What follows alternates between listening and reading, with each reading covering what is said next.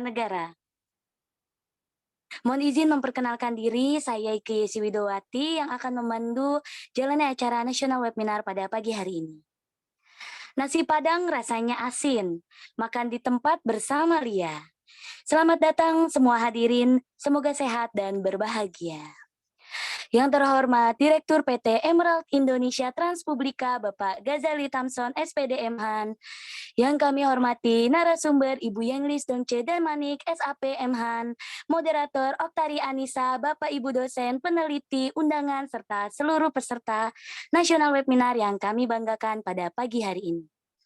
Pertama-tama marilah kita memanjatkan puji dan syukur kehadirat Tuhan Yang Maha Esa, karena atas berkat dan ridhonya kita semua dapat berkumpul dalam acara nasional webinar From Zero to Vivo.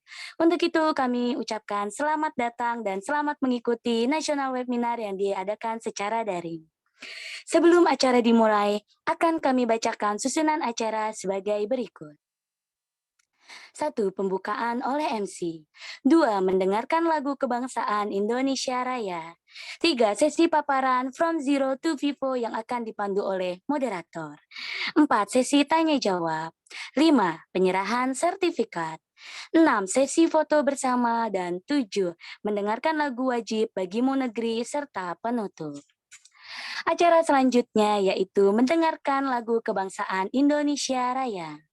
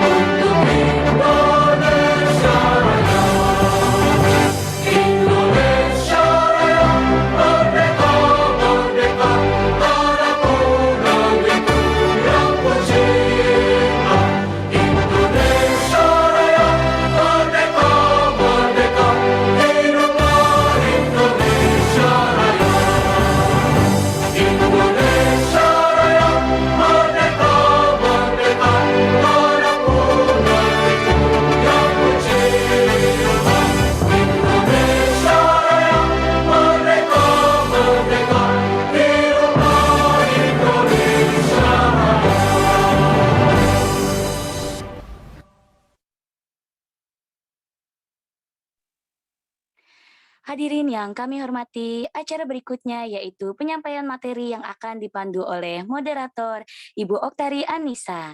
Kami silakan kepada moderator untuk mengambil tempat, dan sebelum paparan dimulai akan kami bacakan CV moderator. Ibu Oktari Anissa merupakan kelahiran Bukit Tinggi 5 Oktober 1994, kelulusan dari Imam Bonjol State Islam University Padang, dan lulusan dari Universitas Pertahanan. Ibu Oktari Anissa juga memiliki banyak penghargaan dan pencapaian, salah satunya yaitu runner-up Putri Bungsu Competition of Agam Agency 2018. Juga merupakan Young Ambassador of West Sumatra 2018, dan banyak lagi prestasi lainnya. Ibu Oktari Anissa juga merupakan aktif dalam organisasi, yang terakhir sampai dengan saat ini aktif dalam Minang Mambiu sebagai administrator direktur dari tahun 2020 sampai dengan saat ini. Kami serahkan waktu dan tempat kepada Ibu Oktari Anissa. Terima kasih Mbak Ike untuk Mbak Yesi atas kesempatannya. Selamat pagi Bapak Ibu hadirin peserta webinar pada pagi hari ini. Izinkan saya untuk memandu jalannya diskusi kita pada pagi hari ini. Namun sebelum itu kita akan mendengarkan terlebih dahulu materi yang akan dipaparkan oleh narasumber. Maka dari itu saya akan membacakan secara singkat CV dari narasumber kita pada pagi hari ini. Kita sapa dulu narasumber kita. Halo Mbak Yenglis. Halo, selamat pagi Halo. Mbak Tari. Aku bacain CV singkatnya dulu ya. Ya, silakan. Oke, Mbak Yenglis Dongce Damanik lahir di Pagar Batu pada 17 Desember 1992.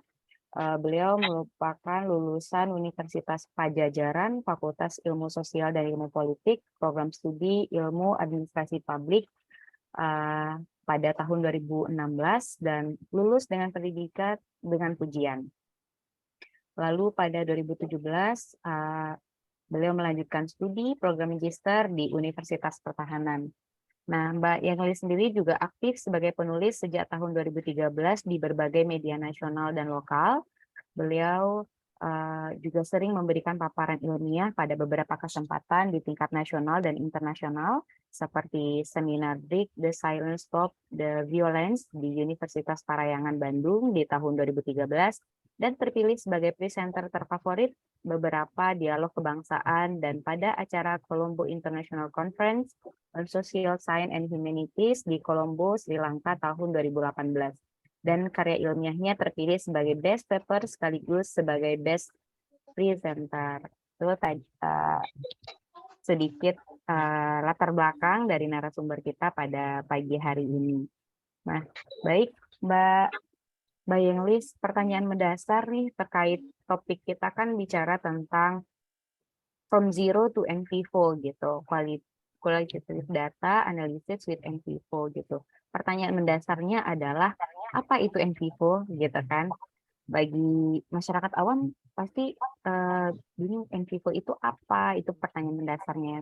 Kemudian apa sih kelebihannya? Kapan sih dia digunakan dan bagaimana caranya? Nah, itu yang menjadi pertanyaan mendasar. Nah, oleh karena itu untuk tahu lebih lanjut mengenai NV4, waktu dan tempat kita persilahkan kepada Mbak Yenglis untuk memberikan paparan materinya. Kami silahkan.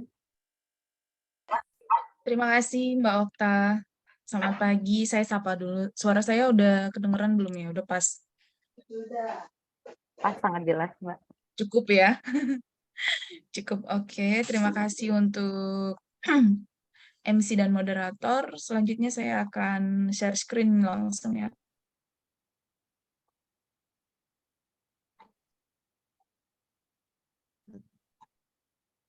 Apakah sudah kelihatan?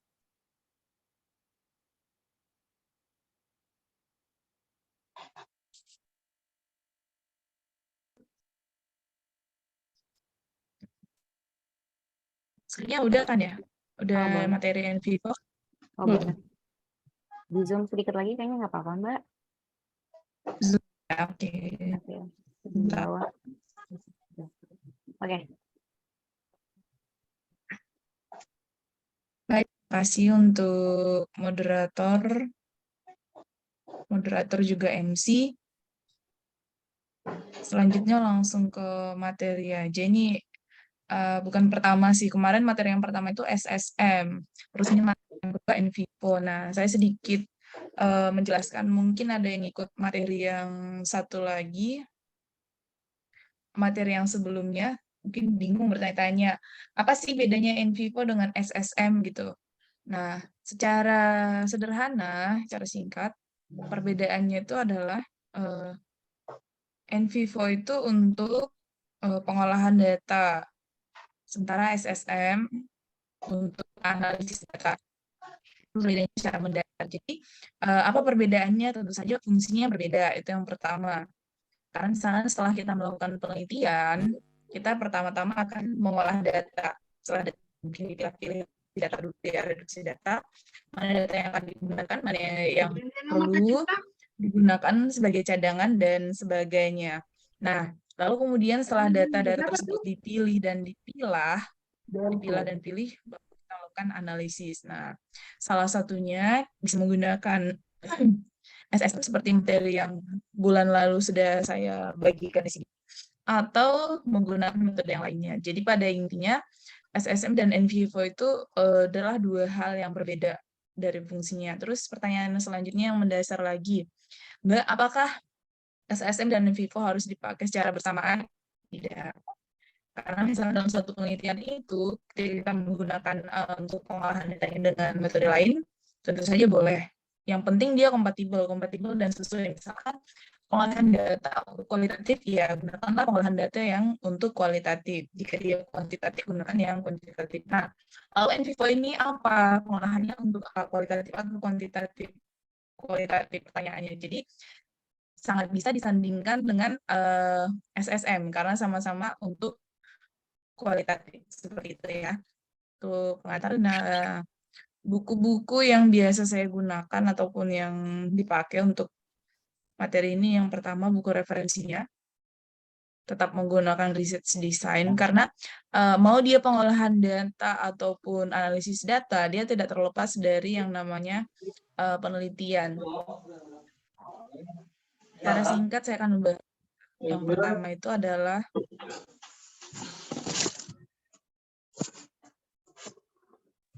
siklus penelitian umum, siklus penelitian secara umum. Ini maksudnya dalam suatu penelitian kita pasti akan melakukan ini. Yang pertama, identifikasi masalah penelitian. Tentu saja sebelum kita melakukan penelitian, kita akan identifikasi dulu permasalahannya apa aja nih. Ini yang di SSM, ini adalah permasalahan pada tahap 1 yang disebutkan dia belum terstruktur, sudah ada masalahnya. Jadi kita menuliskan ataupun kita membuat apa aja permasalahan penelitian. Nanti akan kemudian selanjutnya adalah kajian literatur. Kajian literatur tentu saja sebagai dasar dan modal juga dalam melakukan penelitian. Kajian literatur seperti materinya apa saja, terus datanya apa saja, terus metodologinya. Terus yang ketiga, spesifikasi tujuan penelitian. Nah, setelah kita menemukan apa saja permasalahan-permasalahan sudah dipetakan permasalahan yang sekarang ada 1, 2, 3, dan sebagainya, lalu mungkin kita menentukan tujuan penelitian. Dan penelitian ini biasanya ada 2. Yang pertama itu tujuannya secara untuk akademis, dan satu lagi misalkan secara untuk tindak lanjut selanjutnya. Untuk keempat itu pengumpulan data. Jadi setelah kita ada permasalahannya, ada tujuannya, jelas dulu tujuan penelitiannya untuk apa. Misalkan untuk analisis, baru kita melakukan pengumpulan data ya sesuai dengan tujuan tersebut. Jangan sampai kita mengumpulkan data yang tidak ada hubungannya dengan tujuan atau goals penelitian. Seperti itu. Mbak yang Jangan ditanya. maaf. Jadi Mbak ya, maaf. Tadi suaranya agak terputus-putus gitu. terus putus ya. Ini baru agak Saya mendingan. Oke, saya perbesar Oke. volumenya. Ah. Takutnya terlalu kecil. Terima kasih, Mbak Tari. Nah, setelah ada permasalahan, kita mengumpulkan permasalahan, melakukan pemetaan, lalu kita memilah dan memilih permasalahan mana yang teliti, lalu kita menentukan tujuan penelitian.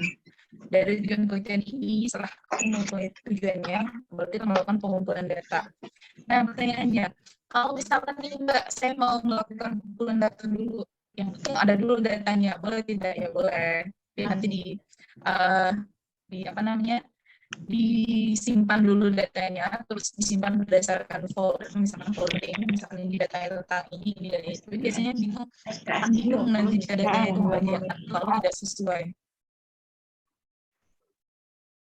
Nah, selanjutnya analisis dan interpretasi data. Setelah melakukan pengumpulan data di lapangan ataupun melakukan kajian pustaka, kan misalkan ada kajian pustakanya juga, misalkan hanya melakukan penelitian secara dari penelitian-penelitian yang sudah ada dan sebagainya ke lapangan. Lalu kemudian lapangan penelitian ini biasanya dituliskan dalam berbagai bentuk. Jika misalkan ada yang dalam hal ini kita bahas tentang penelitian ilmiah, seperti skripsi, tesis, disertasi, seperti itu.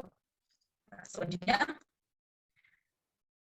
perbedaan topik, masalah, tujuan, dan rumusan masalah penelitian. Saya menjelaskan ini di awal karena ini semua akan mengantarkan kita ke NVivo, baik NVivo ataupun SSM, semua ini mulai dari tujuan masalah, rumusan masalah, pertanyaan penelitian, dan sebagainya. Itu adalah kunci supaya kita bisa mengolah data dalam NVivo dalam hal ini. Pertama topik, contohnya dia topik itu Ibu dari sekolah. Yengli, Masalah suaranya masih penelitian. terputus, Ibu. Ya, Terputus-putus ya. suaranya masih. Iya.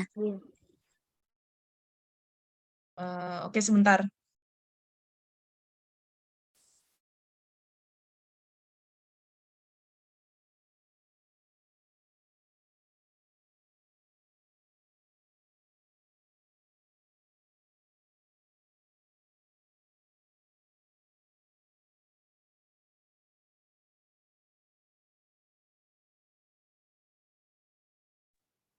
Barangkali bisa di-off-kan dulu kameranya, Bu.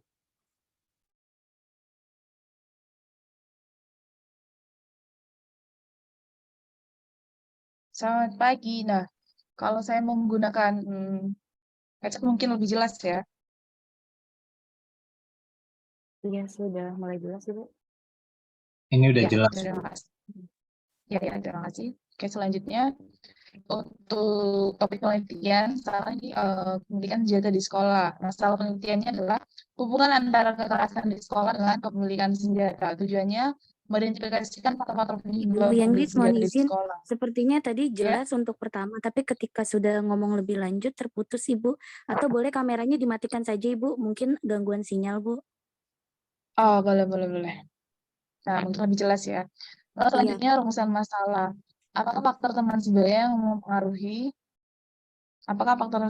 mempengaruhi siswa membawa senjata sekolah? Nah, ini sebagai contoh aja ya. Lalu kita masuk ke NVivo. Seperti pertanyaan dari moderator tadi, NVivo itu apa sih? Gunanya apa? Terus mengapa harus menggunakan NVivo? Tentu ada dong kelebihannya kenapa kita harus menggunakan NVivo seperti itu.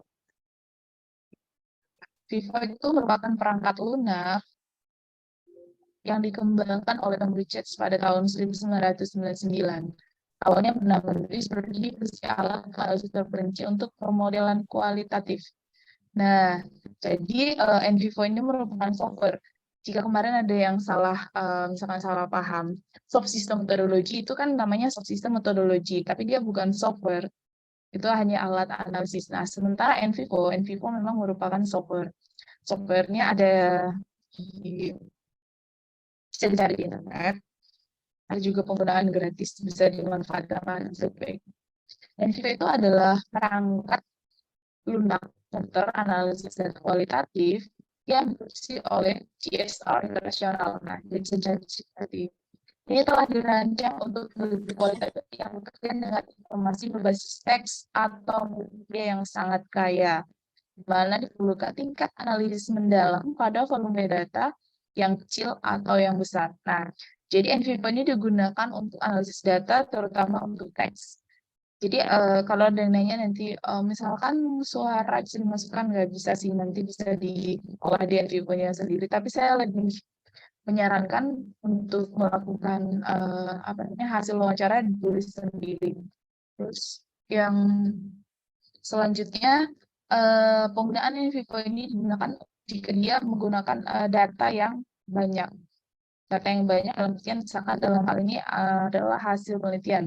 Jika informasinya lebih dari 5 atau bahkan di atas 10, maka sangat disarankan untuk menggunakan NVivo untuk memudahkan.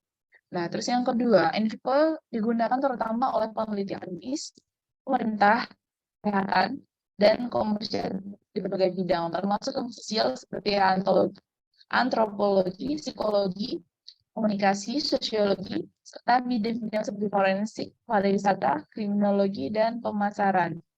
Nah, produk ini tadi saya sudah jelaskan tahun 99.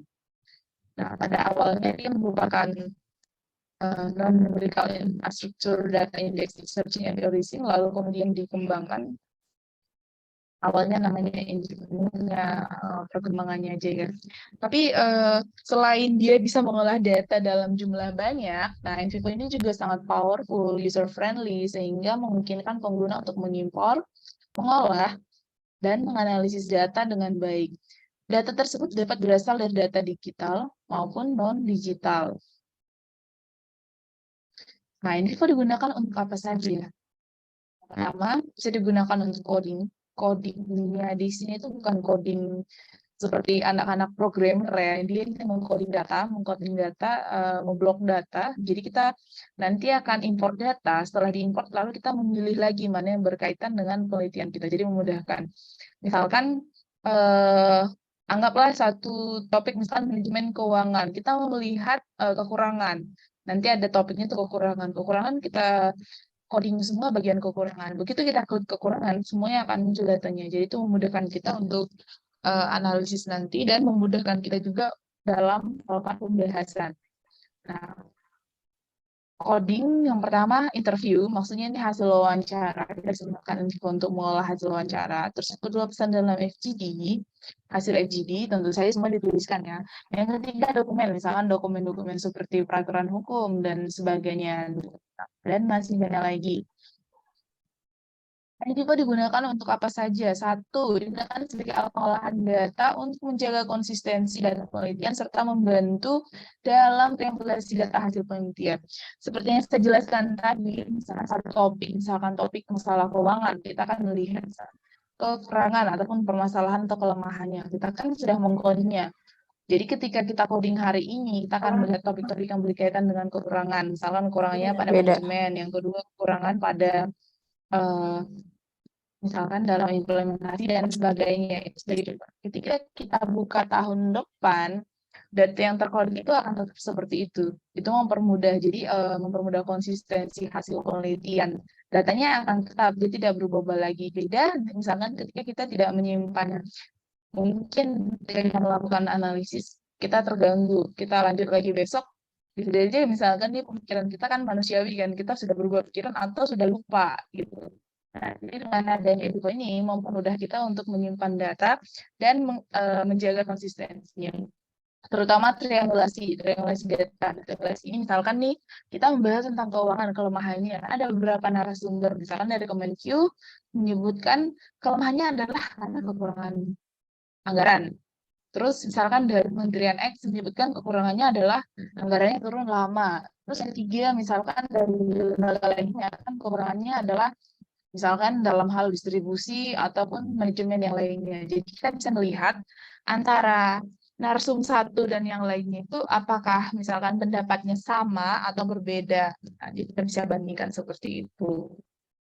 Terus yang kedua, kita membantu dalam melakukan coding dari hasil temuan di lapangan dengan membentuk kategori dan rumusan masalah yang turunkan menjadi pertanyaan penelitian dan pertanyaan operasional. Lanjut lagi. Kelebihan lainnya adalah software membantu melakukan coding dan menjaga konsistensi data penelitian dan melakukan triangulasi. Nah, kelebihan yang pertama adalah untuk manajemen data, yang kedua manajemen ide, seperti yang saya jelaskan tadi supaya idenya kita tidak berubah-ubah. Terus yang ketiga itu datanya untuk melihat kata-kata yang mirip atau konsep-konsep yang sama ada hubungan. Terus model and report, ilustrasi hubungan dengan model melakukan perkembangan dari data. Nah, jangan sampai salah juga, walaupun misalkan NVivo ini adalah untuk pengolahan data, tapi ada hal-hal yang tidak bisa dilakukan NVivo. Yang satu, NVivo tidak bisa melakukan analisis data dan permasalahan. Jadi dia hanya menampilkan data, tapi dia tidak menganalisis sendiri. Nah, siapa yang menganalisis? Tetap peneliti dengan metode yang kita SSM misalnya atau SWOT, analisis SWOT dan sebagainya, jenis analisis. Yang kedua, dia tidak menuliskan tesis atau penelitian Anda. Jadi tetap kita harus menuliskan. Kalaupun misalkan kita udah coding, kita udah bisa pisahkan datanya, kita udah buat manajemen datanya, tetap untuk analisis sendiri kita ambil lagi seperti itu. Terus yang ketiga, dia tidak membuat argumentasi. Jadi NVivo-nya hanya menampilkan data, misalkan perbandingan antara narsum 1, 2, 3, 4 menampilkan angka, tapi dia tidak langsung menganalisis hasilnya. Yang melakukan analisis itu ya tetap Anda sebagai peneliti. Terus NVivo juga tidak berguna untuk analisis wawancara pendek. Seperti yang saya jelaskan tadi, jika misalkan wawancaranya cuma pendek-pendek, terus narsumnya cuma di bawah 5, saya sarankan tidak perlu menggunakan NVivo. Karena ya, untuk apa kan masih bisa dilihat gitu, perbandingannya gampang lah, bisa dilihat. Setelah berbicara, lebih mudah untuk membandingkan datanya. Terus yang kelima, itu tidak bisa dipelajari dengan mudah dalam waktu singkat. Nah, ini maksudnya untuk ekspor ya, ekspor. Tapi tidak hanya untuk bisa menggunakan sekadar menggunakan data, ya itu bisa dipelajari dalam waktu singkat karena ada alurnya. Kita bisa pelajari alurnya. Kita juga bisa bareng-bareng gitu mengambil salah untuk mengerti. Namun jika untuk exporting dalam segala hal, misalkan ini kan NVIDIA banyak tools-toolsnya. Untuk menguasai semua tools-nya itu tidak bisa dalam waktu singkat. Sampai di situ dulu mungkin saya mau nanya ke moderator, kita mau lanjut dulu materi atau gimana? Boleh lanjut materi dulu, Mbak? Oke, baik, terima kasih. Saya lanjut untuk alur penggunaan NVivo. Alur penggunaan NVivo sebenarnya sederhana. Yang pertama import data, tentu sebelum kita melakukan pengolahan data, kita harus import dulu datanya. Ini kenapa misalkan dalam suatu penelitian, selesaikan dulu hasil wawancaranya. Ada pertanyaan, ada jawaban.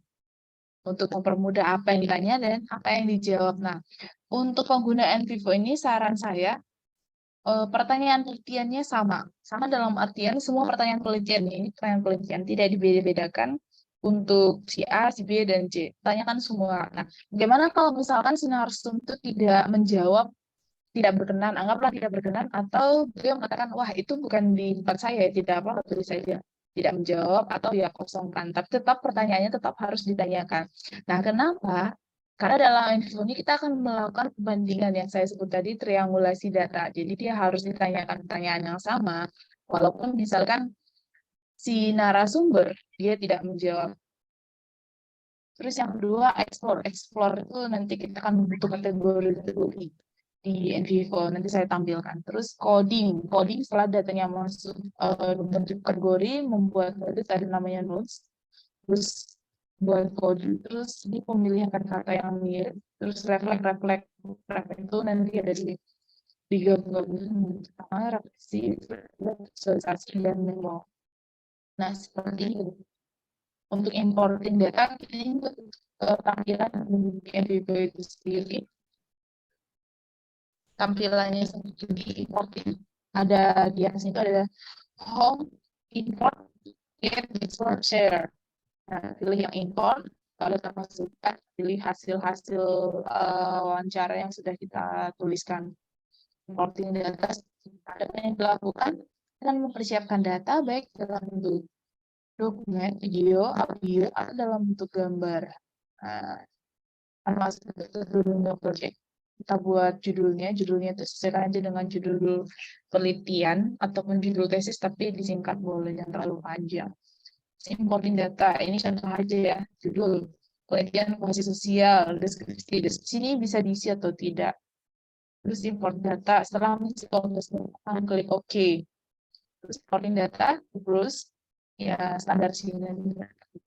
Setelah mengklik source, dan navigation view-nya paling kanan akan muncul data internal, eksternal, dan sebagainya. Importing data selanjutnya adalah melakukan judul, maksudnya untuk judul ataupun identifikasi data yang nantinya mempermudah pengenalan datanya. Misalkan judulnya FS atau apa, sepanjang data, isi nama dan deskripsi. Nah, setelah datanya masuk, selanjutnya yang kita lakukan adalah apa? Kita membuat langkah-langkahnya pertama menentukan tema penelitian. Ini sudah ada di bab 1 kan. Dan penelitian ini sudah ada di bab 1 juga, jadi tinggal menuliskan, mengkategorikan aspek penelitian penelitian. Nah, itu bagaimana caranya? Tema penelitian itu adalah rumusan masalah penelitian. Terus di pertanyaan penelitian, pertanyaan ini biasanya 2 ya, 5 kalau dia disertasi. Terus berikan aspek-aspeknya pada pertanyaan penelitian. Dari masalah itu menjadi pertanyaan penelitian, itu lagi jadi pertanyaan wawancara. Nah, dari pertanyaan wawancara itu kita lihat kategorinya, aspek-aspeknya apa saja. Lalu kemudian itu yang menjadi nodesnya, temanya di sini. Contohnya seperti ini. rumusan masalah penelitian atau ide penelitian, pertanyaan penelitian 1, pertanyaan penelitian 2. Di contoh saya buat pertanyaan penelitiannya 2 aja ya. Terus pertanyaan penelitian 1 misalkan diturunkan menjadi 3 pertanyaan wawancara. Pertanyaan penelitian 2 diturunkan menjadi berapa lah. Itu bisa banyak, bisa sangat banyak, yang pasti lebih dari 3. Kalau cuma 1 kan biasanya pertanyaan penelitian ya sangat disayangkan. Modusnya seperti ini. Ada yang modul seperti ini, kebanyakan sendiri dengan 11 ini yang kayak terus model ide aja. Tapi saya sarankan memilih model, jangan milih model yang susah untuk dipahami atau susah untuk dibaca. Pilihlah model yang paling sederhana, paling gampang bisa dipahami orang-orang. Nah, selanjutnya saat kita membuat model, lalu kemudian apa yang harus kita lakukan? Kita melakukan coding. Itu coding. Coding itu adalah coding. Jenisnya adalah klasifikasi.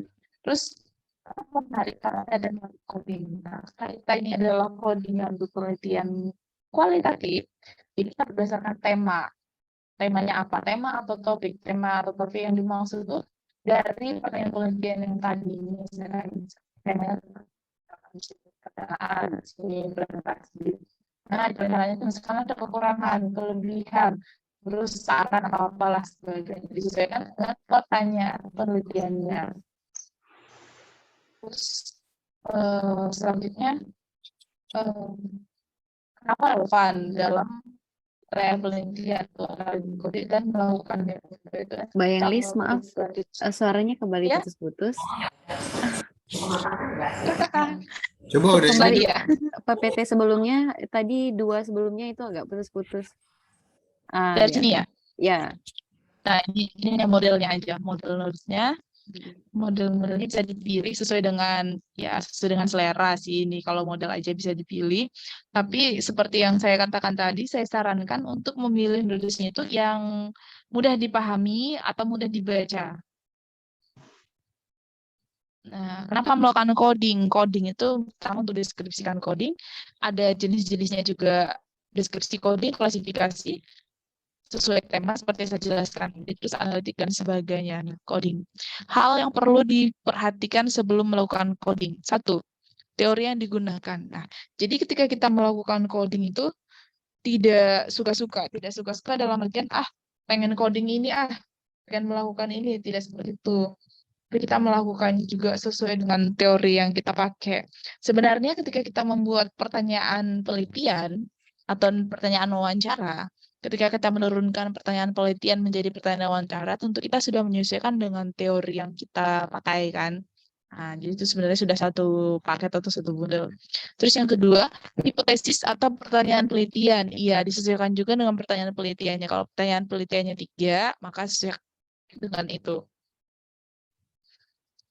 Terus skema coding, apakah kreatif atau deskriptif? Tapi biasanya saya menggunakan yang deskriptif. Terus yang keempat, unit analisis, apa yang dianalisis. Langkah-langkah melakukan coding. Yang pertama, pastikan bahwa data kita sudah terinput. Terus gambar di bawah ini, seperti ini contohnya. Jadi sudah terinput dengan lengkap. Terus setelah memastikan data sudah terimport dalam NVivo, maka langkah selanjutnya melakukan pengkodean terhadap data.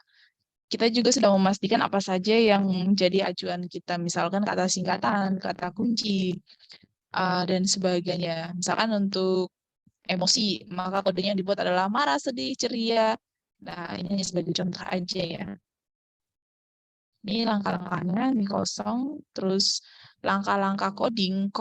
Oh iya, untuk topik-topik codingnya, tadi kan kita sudah membuat nodesnya kan. Nah, disesuaikan dengan nodes yang sudah kita buat. Jangan sampai nanti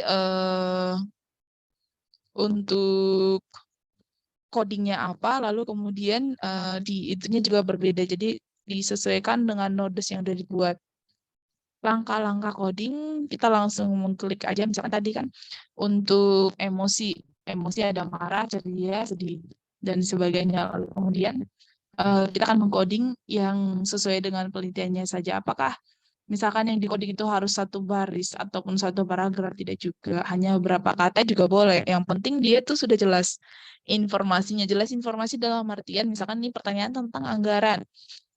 Misalkan mekanisme jawabannya nanti mekanisme anggaran belum sesuai. Nah, itu bisa di-coding hanya sampai di situ aja atau sampai ke penjelasannya. Itu tergantung dari si peneliti. Itulah kenapa saya sebutkan bahwa penelitian kualitatif itu kan memang dia sangat subjektif, tapi ketika kita menggunakan tools yang sesuai atau tools yang mumpuni, dia akan mengurangi subjektivitas penelitiannya dan meningkatkan misalkan keabsahan data dan sebagainya. Nah, ini langkah-langkah coding. Setelah terbuka ini dalam maksudnya adalah data yang sudah kita import tadi. Peneliti bisa mengedit data tersebut dengan klik edit dan masukkan coding data dengan blok hasil wawancara. Bloknya ya standar seperti biasa, kita ngeblok sebuah data seperti itu. Nah, setelah di blok, dia klik kanan, lalu kemudian masukkan ke coding. Codingnya dipilih bagian mana, apakah ceria, sebagai contoh, emosi, dan sebagainya. Melihat hasil coding. Untuk melihat hasil coding, nanti kita tinggal klik di bagian, misalkan di bagian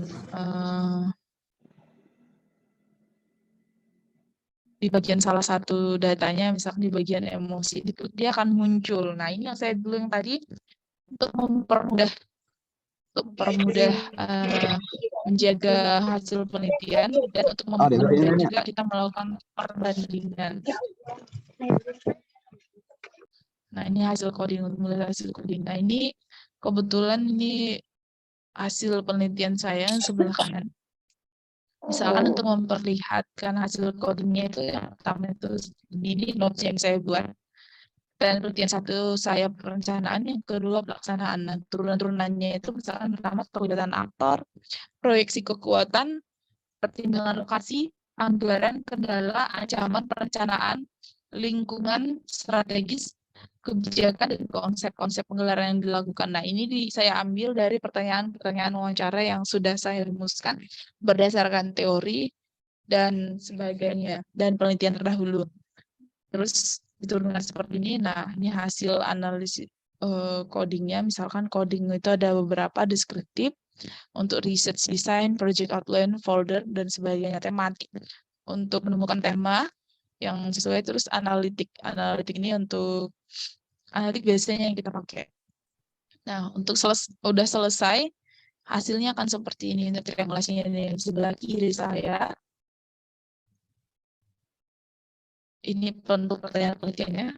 Terus yang di sebelah kanan juga bisa, kita misalkan mau lihat apa sih kata-kata yang sering muncul atau yang paling banyak muncul dalam penelitian. Nah, ini ada itunya juga, ada kuncinya juga. Misalkan kita mau ambil berapa huruf, kalau misalkan cuma 3 huruf, nanti yang muncul ini, itu. Kan tidak mungkin juga. Jadi biasanya kalau saya memilih itu lebih dari 5 huruf. Supaya yang munculnya itu adalah sebuah topik yang memang menarik dan sesuai. Nah, untuk visualisasinya sama seperti yang tadi. Visualisasi tinggal dipilih aja seperti apa. Terus ini juga masih visualisasi. Ini juga visualisasi akhir.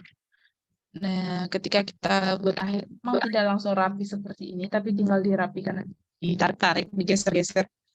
Jadi kalau kesimpulan dari saya, NVivo itu sebenarnya 70% itu kerjanya manusia. Sisanya ya software, walaupun software-nya misalkan membantu untuk itu saja. Terus kesimpulan source data, node-nya untuk menyimpan ide dan coding, terus membuat konsep seperti aja. Terus selanjutnya, ya mungkin itu dari saya. Oke. Untuk pemaparannya cukup sekian. Gitu. Sepertinya akan menjadi pertanyaan. Iya, akan lebih hangat nanti di sesi diskusi ya, Mbak Jenglis ya. Baik, Bapak Ibu, tadi kita udah dengarkan bersama bagaimana konsep dasar dari NVivo ini, kemudian bagaimana kelebihannya, dan kemudian lebih lanjut Mbak Yenglis juga memaparkan how to use gitu ya, bagaimana menggunakan, how to apply-nya. Nah, Mungkin dalam praktiknya tadi Mbak Yanglis juga sempat menyinggung hal-hal apa saja yang tidak bisa menggunakan NVivo gitu ya. Mungkin Bapak Ibu di sini tuh memiliki apa ya?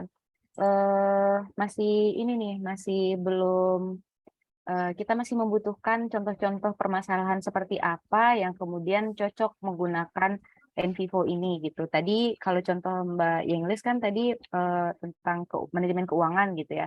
Nah, konteks manajemen keuangan yang seperti apakah yang bisa digunakan di NVivo gitu. Misalnya penelitiannya kompleks gitu. Mungkin butuh contoh-contoh aplikasi contoh-contoh permasalahan penelitiannya gitu mungkin bisa diulas lebih lanjut Mbak Yenglis. Ya, terima kasih untuk jenis-jenis penelitiannya. Dia selama misalkan dia penelitian sosial, psikologi, ya pada intinya dia bisa diolah secara kualitatif, sebenarnya bisa aja menggunakan NVivo, itu yang pertama. Terus yang kedua, misalkan datanya itu banyak. Banyak dalam artian misalkan narsumnya banyak, kompleks. Kompleks itu dalam artian misalkan topiknya menarik nih. Tapi narsumnya juga banyak yang harus kita melakukan triangulasi data dari narsum 1, 2, 3, 4, dan seterusnya. Maka cocok untuk menggunakan NVivo seperti itu. Jadi kalau misalnya narsumnya udah lebih dari 5 gitu ya Mbak ya, misal contohnya ya. Ya, kira-kira Bisa seperti itulah. Oke, baik Bapak Ibu, itu ulasan mengenai materi kita pagi hari ini, From Zero to NVivo. Jadi bagi Bapak Ibu yang memiliki serangkaian pertanyaan, kami silahkan bisa menggunakan fitur raise hand, reaction di sini, menggunakan fitur reaction, atau juga bisa bertanya langsung ke kolom chat. Baik, saya akan coba melihat di kolom chat. Ini pertanyaan dari Zopo, Mbak Yenglis ya, pertanyaannya, NVivo software berbayar ya, harganya berapa ya? Katanya gitu. Oke, akan langsung saya jawab ya Mbak ya. Iya. NVivo software berbayar, ada linknya ini saya klik ya untuk yang official, saya kirim. Mungkin nanti akan untuk lebih lanjut akan diurus nanti sama tim Profesor ID. Ini ada grup WA-nya ya, nanti akan dikirimkan. Nah, untuk harga mungkin bisa dilihat sendiri karena kita sedang tidak menjual softwarenya ya. Kita nggak ada hubungannya dengan si pemilik software ataupun yang punya. Jadi saya hanya cuma bisa lihat situ. Mungkin kalau misalkan zaman sekarang itu kan ada banyak lah, misalkan kita bisa beli di mana, di Crack atau di sebagian apa, selama itu tujuannya untuk penelitian dan mempermudah penelitian, ya menurut saya ya silakan saja seperti itu. Sudah cukup jelas ya terjawab pertanyaannya. Oke. Baik, sebelum lebih lanjut kita akan saksikan bersama dulu ada teaser. Bapak Ibu sembari mengumpulkan pertanyaan, kita saksikan bersama terlebih dahulu ada teaser yang akan ditayangkan oleh panitia.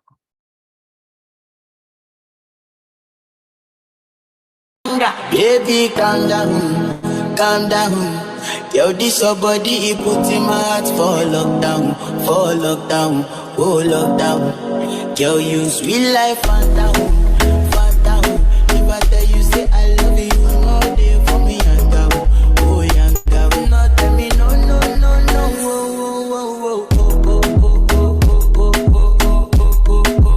Baby, come give me your lo, lo, lo, lo, lo, lo, lo, lo, oh, oh, oh, oh. You got me like oh, oh, oh, oh, oh, oh, oh. Shawty, come give me your lo, lo, lo, lo, lo, lo, lo, lo, oh, oh, oh, oh.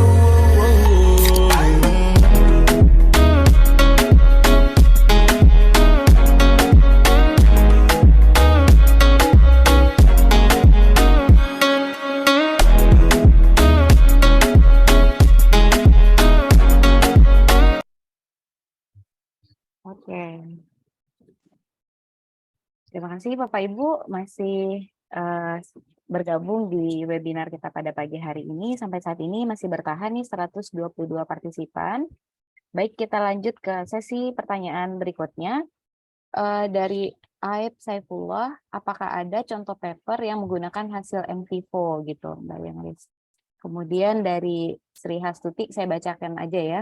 Dari Sri Hastuti, apakah bisa dicontohkan untuk membuat triangulasi seperti yang ada di dalam PPT presentasi gitu? Mungkin pengen didemoin gitu barangkali ya.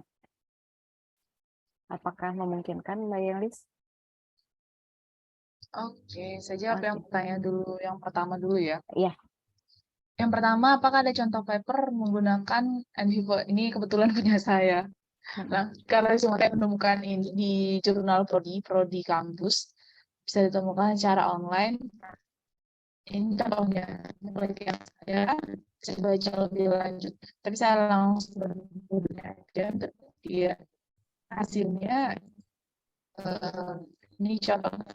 Ini untuk pengolahan data menggunakan Vivo. Lalu selanjutnya analisisnya menggunakan source methodology. Ini sepertinya memang singkat ya, karena ini di paper ya. Penyanyi paper, jadi tidak terlalu jelas. Tapi intinya seperti itu untuk penggunaannya. Bapak Ibu juga bisa searching, bisa search. Kalau sebenarnya penggunaan MVivo ini sudah tidak terlalu asing, udah banyak yang menggunakan seperti itu. Terus yang kedua, pertanyaan dari Ibu siapa tadi? Sri Hastuti, dari Ibu Ibu Sri Hastuti. Sri Astuti, apakah bisa dicontohkan untuk membuat triangulasi seperti yang ada dalam PPT? Iya, Bu.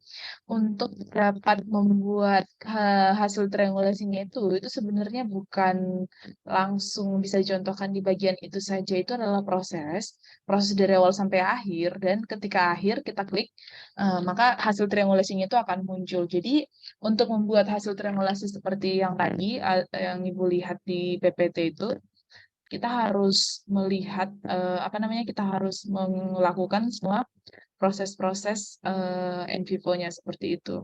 Sebenarnya ini tidak terlalu susah. Saya udah buat langkah-langkahnya juga. Langkah-langkah NVivo saya udah bikin langkah-langkah yang lebih mudah untuk alur penggunaan seperti apa. Sulit, percayalah tidak sulit untuk alur. Nah, sebentar saya share. Ini alur untuk penggunaan Vivo. Sudah muncul kan? Ini langkah-langkahnya ada sebanyak 7. Langkahnya. Kalau misalkan Bapak Ibu sudah bergabung di grup, nanti saya share ini untuk langkah-langkahnya. Jadi tidak sesulit itu. Walaupun materinya tadi panjang, itu kan untuk penjelasannya, maksudnya lebih untuk lebih jelas ini untuk apa fungsinya, tapi untuk langkah-langkahnya saya seperti itu. Saya akan share. Oke. Nah, ini tidak sulit untuk diaplikasikan karena sudah cukup rinci dijelaskan bagaimana cara penggunaannya, alur-alurnya apa saja gitu ya. Jadi bagi Bapak Ibu yang sudah bergabung di dalam grup nanti bisa memperoleh ini yang di-share oleh Mbak Yenglis nanti gitu. Dan sebenarnya dengan akses media yang sudah cukup gampang dari YouTube, kalau misalnya ada kendala sulit menghubungi, bisa dari YouTube juga bisa ya Mbak Yenglis ya. Tinggal di Ya, search bisa dengan aja YouTube. untuk supaya ada panduan juga itu juga bisa. Nah, kalau dari yang dipaparin Mbak Yenglis tadi itu sudah ada rinci-rinciannya, jadi nanti Bapak Ibu bisa ikutin. Nah, kalau misalnya ada kendala nanti bisa tanya langsung atau bisa juga menggunakan platform lain seperti YouTube gitu ya. Oke, baik, kita masuk ke pertanyaan selanjutnya.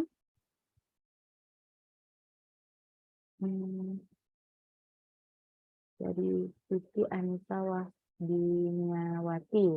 Untuk mendapatkan judul buku punya Ibu tentang NVivo 11, apakah ada di online? Ada ya, Bu. Ada di online semua. Nah, Info 11 itu kebetulan itu yang nulis kan Prof. Bandur. Nah, kebetulan tahun 2018 Prof. Bandur itu langsung mengajar kita itu ada beberapa orang dulu, kita langsung coaching sama beliau. Nah, kalau untuk bukunya dalam bahasa Indonesia bisa dicari di online. Sebenarnya sangat mudah ya. Tapi kalau buku saya nggak punya. Itu maksudnya. Mungkin langsung buku yang dipaparin tadi kali ya Mbak ya? Iya, mungkin buku yang dipaparin tadi. Kalau untuk materi, saya akan share nanti. Gitu. Untuk buku bisa dicari sendiri. Mbak Yenglis, kalau misalnya penelitian misalnya nih studinya misalnya kesehatan, misalnya katakanlah kesehatan masyarakat gitu ya. Studi-studi yang demikian apakah studinya kualitatif nih gitu, apakah bisa menggunakan in vivo atau enggak? Kan dia enggak, misalnya kan kalau kesehatan masyarakat kan enggak terlalu eksak semua ya, juga ada studi sosialnya di situ gitu. Nah, itu apakah bisa masuk di menggunakan in vivo atau enggak? Untuk studi kesehatan bisa juga, Mbak. Misalkan nih untuk kesehatan itu kan banyak datanya, misalkan ada perbandingannya juga. Nah, terutama misalkan ada yang mau dibandingkan dalam konsep penelitian komparatif ataupun perbandingan atau untuk melihat data-data yang sangat banyak, ya saya sarankan untuk menggunakan in vivo itu sangat baik. Jadi intinya selama itu penelitian sosial dan analisanya menggunakan kualitatif, ya bisa menggunakan in vivo seperti itu. Jadi walaupun studinya kesehatan masyarakat sebenarnya bisa aja gitu asal ada kriteria sosialnya di situ gitu ya. Ya, seperti itu. Terima kasih pertanyaannya. Iya. Baik, kepada Bapak Ibu kembali kami himbau atau kami tanyakan apakah ada yang ingin bertanya?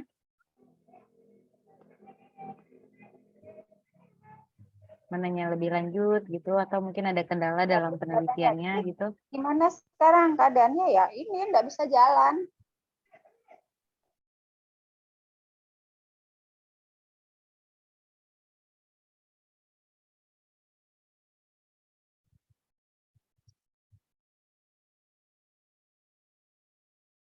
Oke, ini ada yang raise hand dari Ibu Tati Hernawati. Baik, Ibu, silakan Ibu. Ya, terima kasih Mbak Oktari. Terima kasih banyak emailnya Mbak Yanglis. Tadi saya mohon maaf kalau ini kan saya nggak paham. Tadi itu di awal penjelasan tadi sempat menyampaikan terkait dengan apa tadi itu pertanyaan penelitian gitu ya, kalau salah pertanyaan. Jadi tadi itu sempat saya khawatir salah menangkap gitu. Jadi tadi itu yang katanya disesuaikan dengan pertanyaan penelitian itu tadi penggunaan teori. Saya menangkapnya apakah teori yang digunakan itu tadi itu harus sama apa dengan pertanyaan atau tadi apa ya? Tadi sempat saya takutnya salah menangkap terkait dengan teori yang digunakan di awal. Terima kasih Mbak Yanglis. Ya, silakan Mbak Yanglis langsung jawab aja. Iya, terima kasih Bu Teti, terima kasih pertanyaannya. Jadi, maksud saya itu adalah misalkan itu dalam sebelum kita membuat penelitian kan kita menentukan dulu topiknya, lalu kita buat rumusan masalah berdasarkan masalah-masalah yang ada, rumusan masalah. Nah, dari rumusan masalah, lalu kita membuat pertanyaan penelitian. Pertanyaan penelitian, misalkan ketika kita bahasnya tentang judulnya misalnya rumusan masalahnya, anggap judulnya manajemen kesehatan. Judul ini secara pendek aja ya Bu ya, manajemen kesehatan. Lalu di bagian pertanyaan penelitian, ketika kita membahas tentang manajemen, kita akan carikan teori manajemen. Manajemen itu teorinya apa aja sih? Yang paling sederhana misalkan POEK.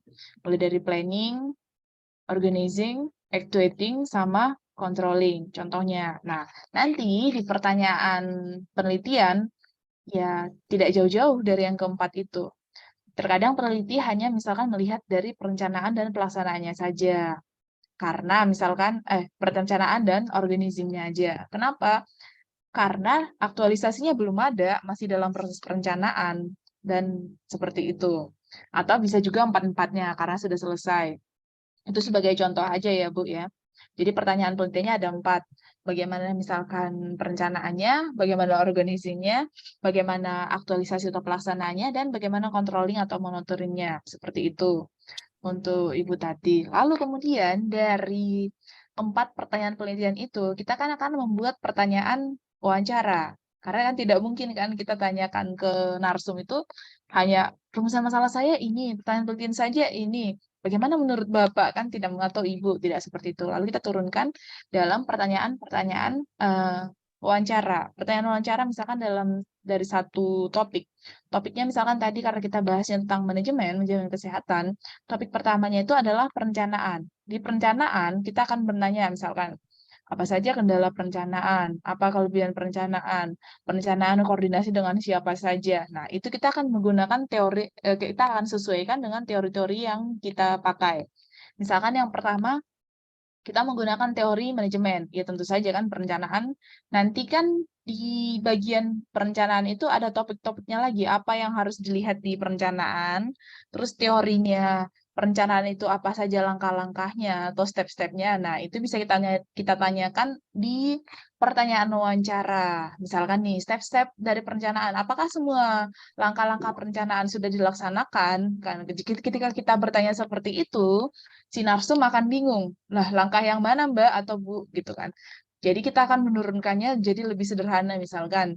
Ketika misalkan melakukan perencanaan, eh, lembaga ini berkoordinasi dengan siapa saja ya. Nah, seperti itu dia si narasumber akan lebih mudah untuk menjawabnya. Seperti itu. Jadi kita arahkan. Seperti itu Bu penjelasan saya. Bagaimana Bu Tati? Apakah sudah Ya, terima kasih dapat? banyak Mbak Yanglis. Ya, tercerahkan. Terima kasih banyak. Oke, Siap cukup. Ibu, sama-sama. Oke, terima kasih Bu Tati, terima kasih Mbak Yenglis, cukup rigid dalam uraiannya. Selanjutnya ada dari Pak Muslimin sepertinya. Silakan Bapak.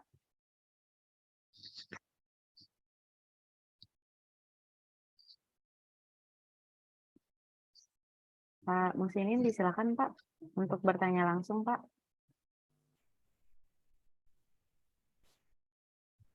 Suaranya masih belum kami dengar Pak.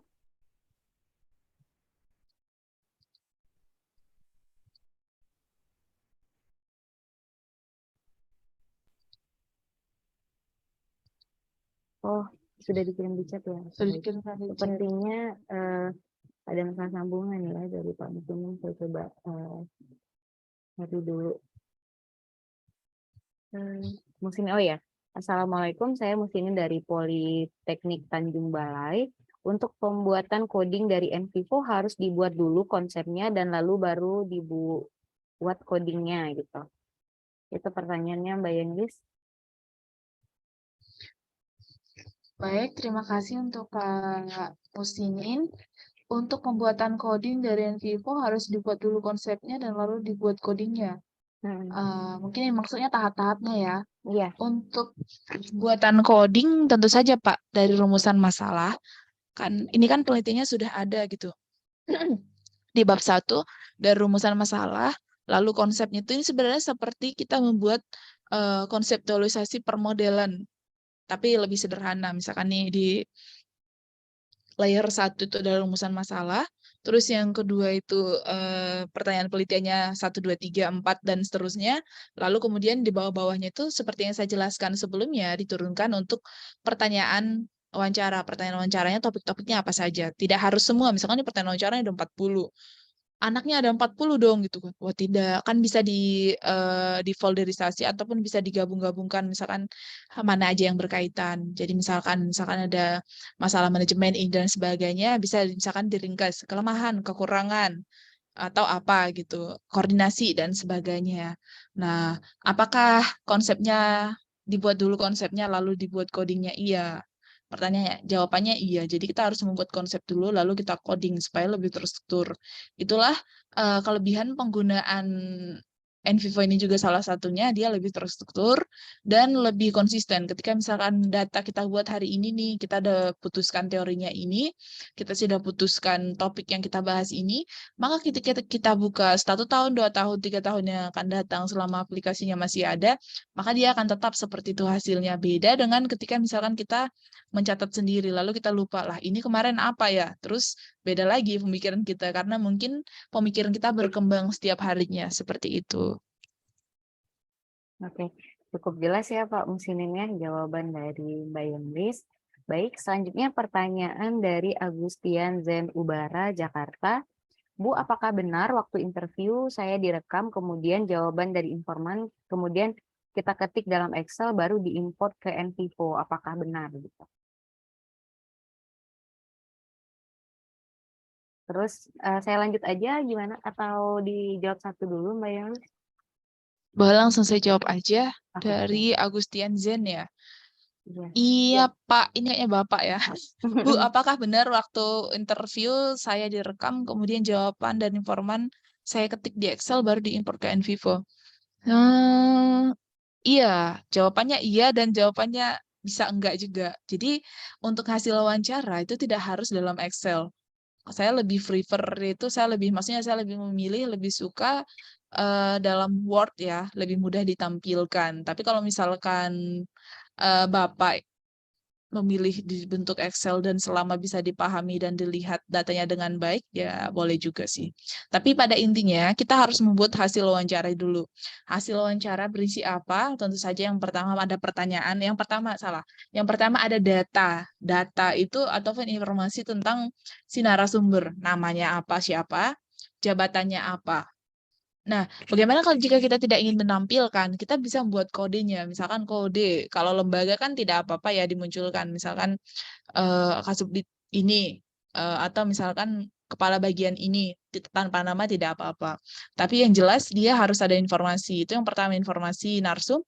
Yang kedua, kapan dilakukan, di mana, kenapa, kapan dan di mananya ini penting. Misalkan nih penelitian seperti saya dulu meneliti tentang perencanaan penggelaran kekuatan TNI. Saya melakukan wawancara tahun 2018.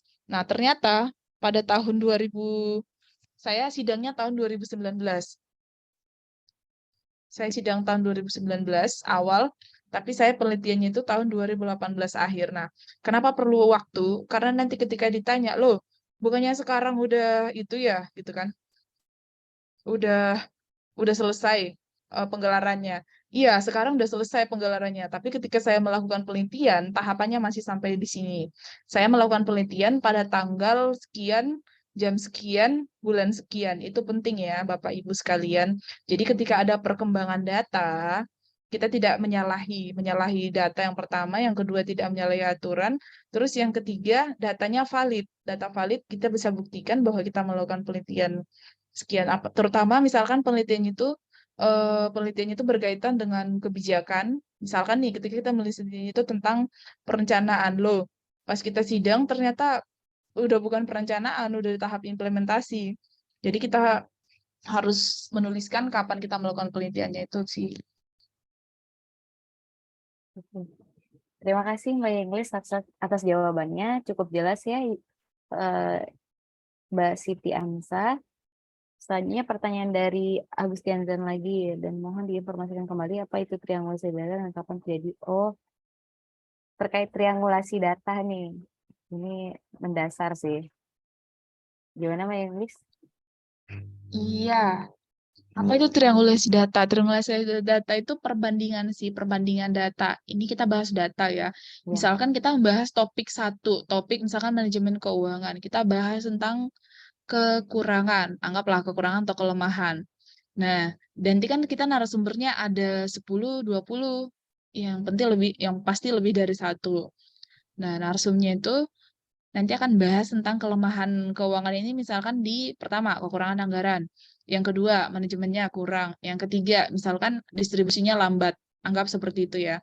Nah, dari Kementerian Keuangan akan mengatakan, misalkan narsum 1 mengatakan ini, narsum 2 mengatakan ini, narsum 3 mengatakan ini ya. Untuk melakukan kita bandingkan seperti itu sebelum kita melakukan analisis. Itu sih, itu sangat mendasar dalam sebuah penelitian. Tanpa menggunakan NVivo pun kita akan melakukan triangulasi data, perbandingan hasil datanya masing-masing narsum mengatakan apa, seperti itu.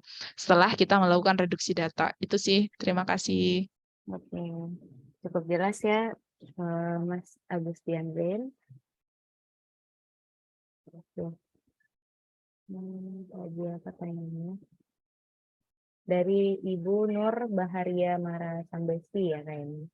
Mohon maaf Bu Yenglis, tadi sebenarnya kurang bagus. Apakah ada pilihan analisis di NVivo ya, misalnya analisis tema dan lain-lain gitu.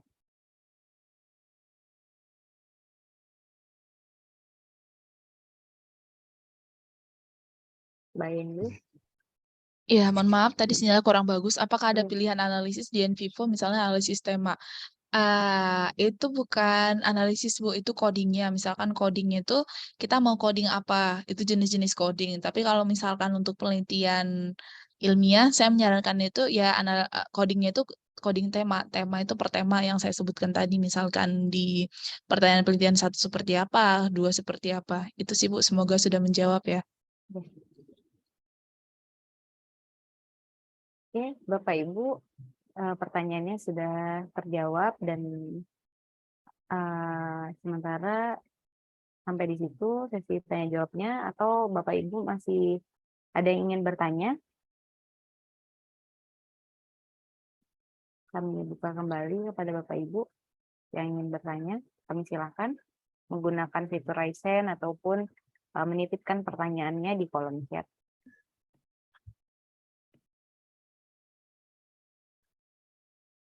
Izin bertanya, Ibu. Iya, silakan Ibu Kus Ismawati. Bu Kun Kun, Ismawati, ya. silakan. Maaf tadi saya nggak ini dari awal soalnya jaringan. Mohon perkenan untuk ini ya.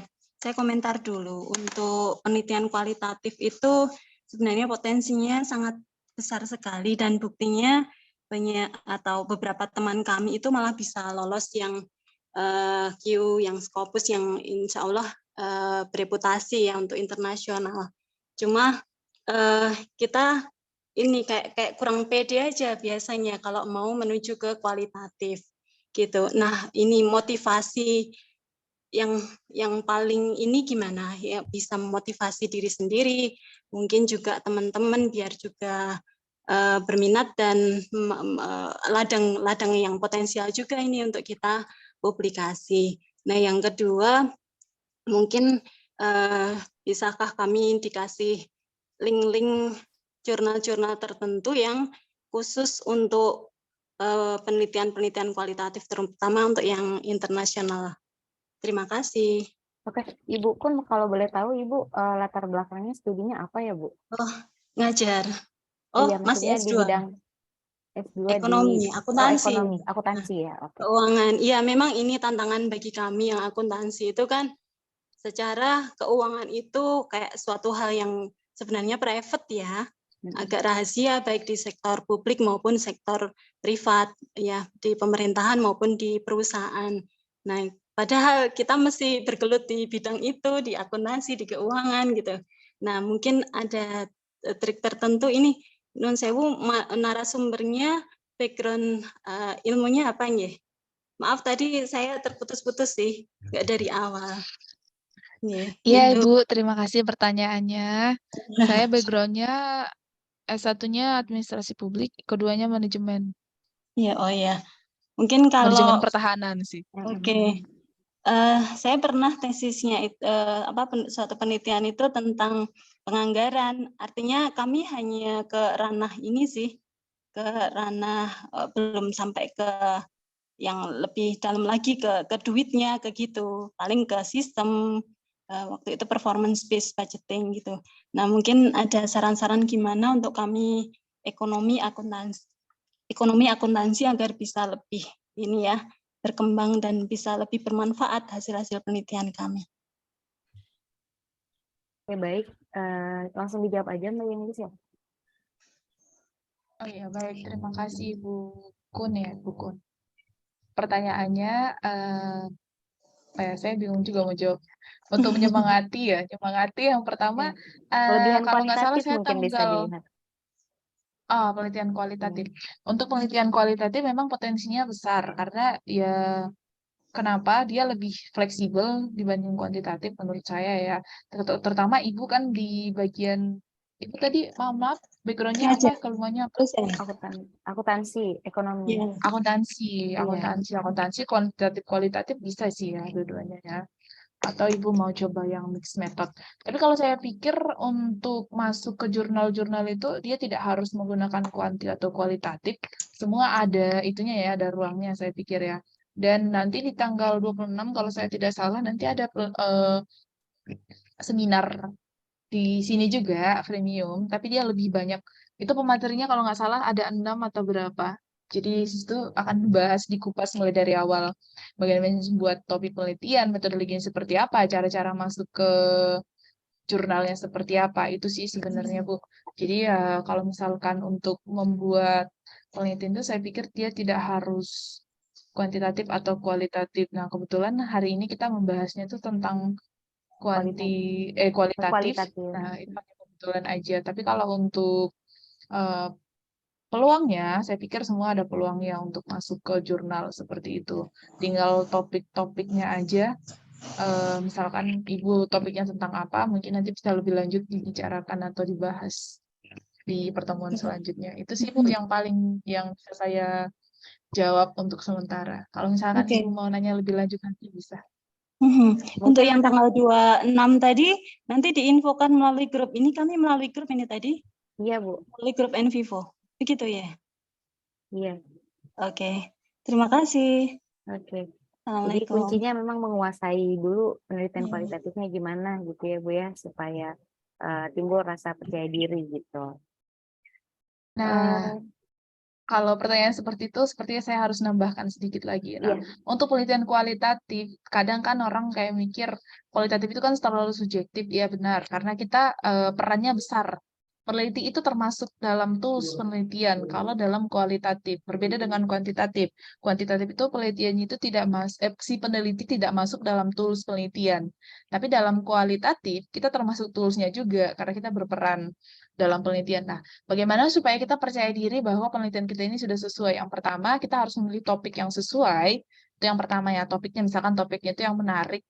Terutama saya lebih suka topik yang belum ada gitu kan. Yang belum ada kita teliti. Nah, terus yang kedua, kita harus menggunakan pengolahan datanya itu yang pertama dia itu kompatibel, yang kedua dia itu efektif, yang ketiga dia terpercaya. Terpercaya dalam artian misalkan sudah banyak dipakai. Kan kadang-kadang kan tiap jurnal atau tiap institusi punya itunya sendiri, kiblatnya sendiri. Tapi ya setidak-tidaknya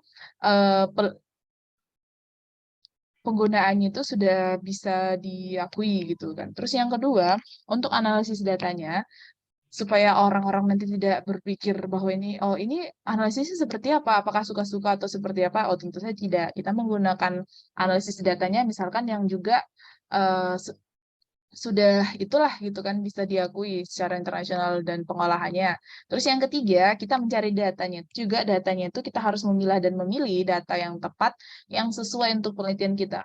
Kan ada sekarang kan di internet banyak data gitu. Tapi kita harus melihat sumbernya. Sumbernya itu siapa, apakah terpercaya, misalkan dari kementerian berarti bisa terpercaya. Jika sumbernya misalkan masih diragukan ya saya menyarankan lebih baik tidak dipakai atau buku. Buku itu biasanya dalam suatu institusi kan ada beberapa buku-buku yang disarankan, buku-buku yang misalkan sering digunakan, seperti itulah. Nah, jadi supaya lebih percaya diri dalam penelitian kualitatif, saya pikir seperti itu. Nah, ketika misalkan penelitian kita datanya benar, pengolahan datanya benar, analisis datanya benar, nah, dalam hal analisis data benar atau tidak, misalkan hasilnya seperti apa, yang penting kita bisa membuktikan, loh ini hasil penelitian saya tidak mengada-ada gitu kan, ada datanya, ada buktinya, bisa dibuktikan, bisa dipertanggungjawabkan secara akademis. Itu aja sih saya pikir. Terima kasih.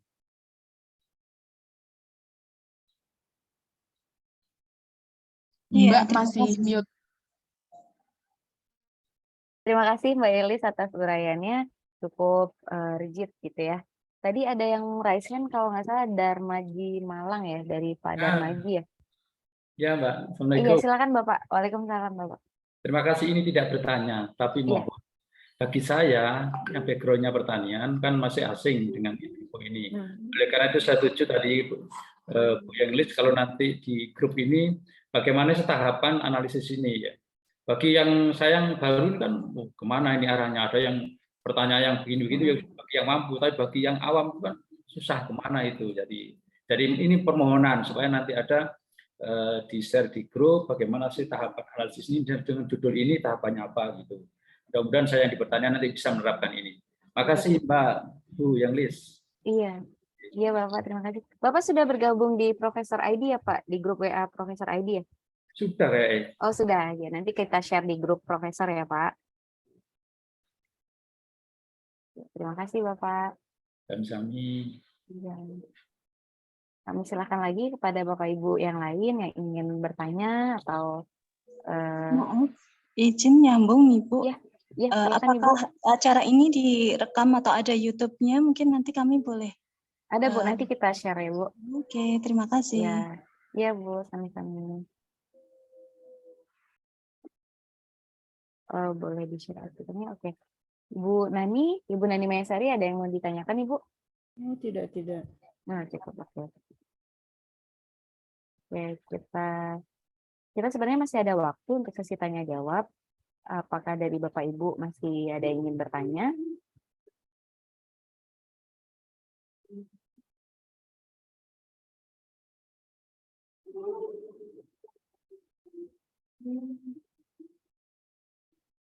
Ya,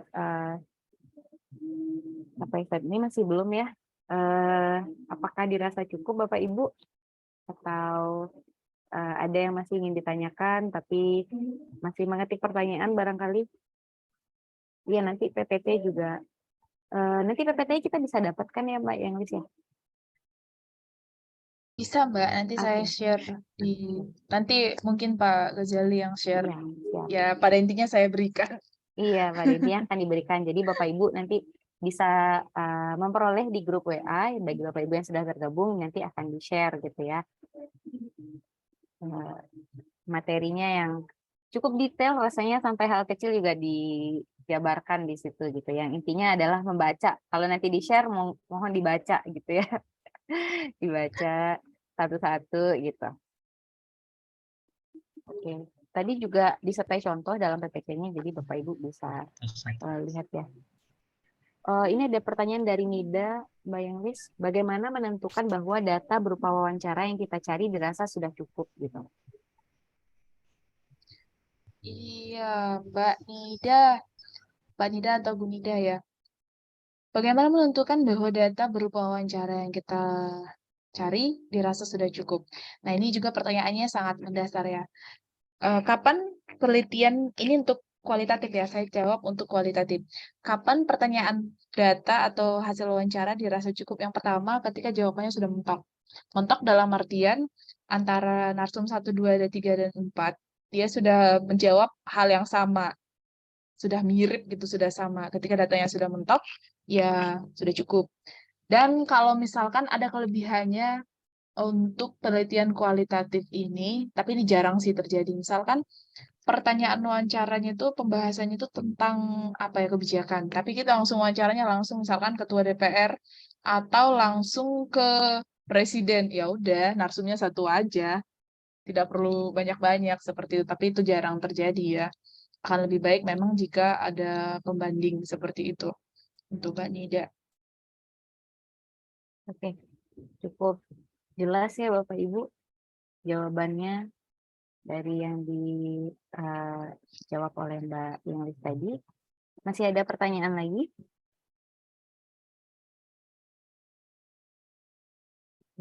Bapak Ibu juga dapat mengisi absensi ya dari tautan yang sudah di-share oleh panitia.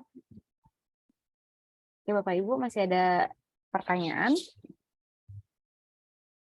Ini juga sudah dijawab ya sama Mbak Yenglis di chat sebagian ya.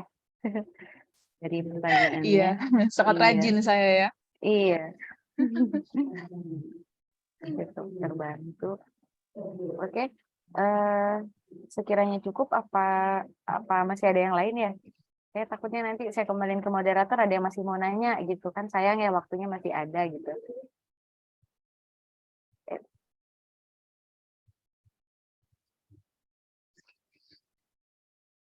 Oke, sepertinya cukup sih Mbak Yenglis. Mungkin saya akan kembalikan ke MC Mbak Ike. Demikianlah Bapak Ibu sesi diskusi kita mengenai from zero to MV4. Saya selaku moderator mohon maaf jika dalam pemanduan ini memiliki kesalahan dan kekurangan. Selanjutnya saya serahkan kepada Mbak Ike.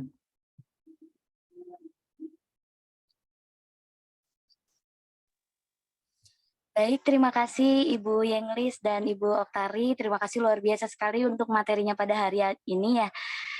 Berkaitan dengan tadi ada yang menanyakan tentang penelitian kualitatif, mungkin Ibu minggu depan bisa ikut kembali. Ibu di tanggal 11 Februari juga materinya tentang metode kualitatif mungkin yang ingin memperdalam. Dan benar tadi kata Ibu Yenglis, memang di akhir bulan nanti kita akan mengadakan workshop, itu ada 6 narasumber. Nah, itu akan diadakan dari pagi sampai dengan sore hari. Nah, itu untuk Ibu Bapak yang ingin mendaftar, kami akan segera kirimkan untuk informasinya.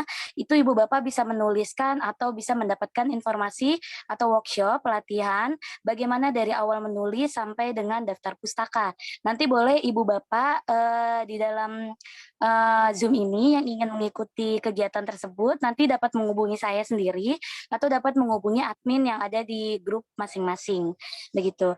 Sekali lagi saya ucapkan terima kasih kepada narasumber dan moderator yang telah memberikan ilmu yang bermanfaat yang luar biasa kepada kita semua. Semoga ilmu yang diberikan dapat berguna bagi nusa dan bangsa.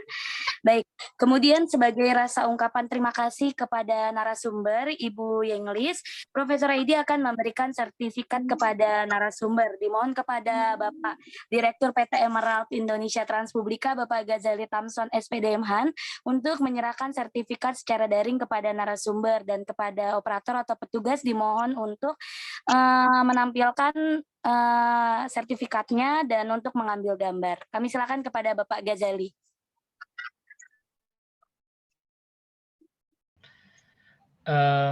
Ibu Yenglis, terima kasih ya atas supportnya kepada Profesor Aidi. Ini merupakan penghargaan kami untuk Bu Yenglis ya. Terima kasih banyak, ini luar biasa ya. Memang pelatihan di Profesor Aidi itu tidak akan selesai dalam waktu 1 jam. Dan memang kita membuat never ending adventures atau never ending yang akan terus. Jadi ini kan baru basic. Ya, mungkin nanti akan ada dengan narasumber yang lain. Jadi kita bisa share. Jadi di sini bukannya misalnya Yenglis punya kesempatan untuk share di sini gitu ya. Jadi kita memiliki banyak. Itu udah tercatat 75 volunteers yang udah bergabung di kita, dan juga ada relawan yang menggerakkan kegiatan ini. Sekali lagi terima kasih atas waktunya Ibu Yenglis, MHAN, luar biasa ya. Terima kasih. Terima kasih kembali. Baik, terima kasih kepada Ibu Yenglis dan Pak Ghazali. Acara selanjutnya izinkan kami untuk mengabadikan gambar sebagai bentuk dokumentasi kegiatan. Kepada seluruh peserta dimohon untuk mengaktifkan kamera, dan kepada operator atau petugas dimohon untuk mengambil gambar. Mohon kesediaannya kepada seluruh peserta untuk salam bela negara, mengambil sikap salam bela negara. Baik, hitungan ketiga. 1, 2, 3. Sekali lagi. 1, 2, 3. Baik, acara selanjutnya yaitu mendengarkan lagu wajib Bagimu Negeri.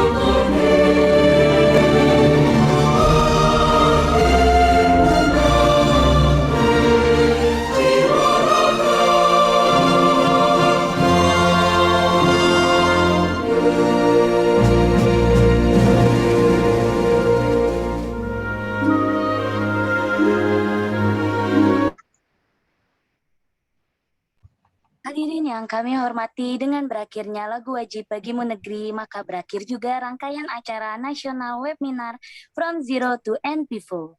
Sekali lagi saya ucapkan terima kasih kepada Direktur PT Emerald Indonesia Transpublika, Bapak Ghazali Tamson, SPD MHAN, narasumber Ibu Yenglis Tunce dan Manik, SAP MHAN, Ibu Moderator, Ibu Ibu Moderator, Ibu Oktari Anissa, dan kepada seluruh Ibu Bapak dosen, peneliti, undangan, serta seluruh peserta nasional webinar pada pagi hari ini. Mari makan pete terasi. Tidak lupa tambah tahu. Kami ucapkan terima kasih, sampai bertemu di lain waktu. Sekian dari kami, mohon maaf apabila ada perkataan yang tidak berkenan di hati. Terima kasih atas kehadirannya. Wassalamualaikum warahmatullahi wabarakatuh. Salam sejahtera bagi kita semua. Shalom Om, Santi Santi Santi Om. Namo Buddhaya, salam kebajikan, salam bela negara. Terima kasih Ibu Terima Bapak kasih. semuanya. Terima kasih Baik, Kang Tari, terima kasih Mbak Kak Yenglis, Dadati, terima Bu kasih Bang A. Yenglis. Terima kasih Ibu Bapak semuanya. Iya. Mbak Yenglis, Iya, terima kasih. Instagramnya apa? Instagramnya apa? Profesor Instagramnya YDD. share di Iya. chatbox. Iya. Biar menambah follower yang banyak. Iya. Terima kasih Mbak Lumayan Yenglis. ya. Ibu Terima kasih Bapak Bapak untuk Ibu. IG Profesor ID ya. Iya. Oh Tapi jadi nggak ketemu itu Bang juga Al. Bang. Nggak Hah? ketemu. Nggak ketemu. Boleh. Masa nggak ketemu? Yes, dikirim yes. Iya, Iya. untuk informasinya kan siapa tahu bisa lewat Ada di itu Bang, ada di Instagram. apa broadcast. Boleh Ibu Bapak boleh dilihat di broadcast Oh, di itu broadcast sudah juga ada ya. terdaftar Profesor ID. Ketemu Oh, nggak? iya. Udah lumayan itu deh, Instagram udah saya. pengikutnya udah 1000 berapa deh? Belum centang biru ya? Belum. Saya kan mengganti itu akun terus emang Oh, yang lama udah penuh ya? dikunci. Yang lama udah penuh berarti. Kelihatan nggak ya? Udah full. Kayak Facebook 5.000 kan full udah itu. IG Profesor ID. Oh iya. Ya mungkin sebagai sharing Bapak Ibu yang masih online ya terkait software NVivo. Sebenarnya kalau kita pengen untuk mempublikasikan jurnal internasional seperti di Scopus, jangan pakai yang hack apa ada bahasa itu yang software-software yang ilegal karena nanti akan ditolak. Nah, jadi harus menggunakan yang seperti di-share oleh Ibu Yenglis tadi yang ada di kita berlangganan secara premium. Tapi memang itu mahal ya. Tapi kan kalau memang kita tujuannya untuk misalnya lektor kepala, untuk profesor, itu nanti akan dituntut orang nanti kalau kita menggunakan yang palsu. Tapi kalau untuk misalnya penelitiannya untuk disertasi secara internal nggak apa-apa, pakai yang istilahnya free trial pun no problem sih. Nah, tapi kalau untuk international publication itu ke-detect kita. Jadi menggunakan software-software yang abal-abal ketahuan. Kalau ketahuan pasti di-reject. Ada lagunya itu ya, di-reject aja itu bahaya. Nah, makanya cara yang lebih hemat adalah dengan misalnya bersama-sama kalau yang menggunakan NVivo membeli dengan satu license dengan berapa orang gitu. Kalau nggak salah $1.000 itu Bapak per ini.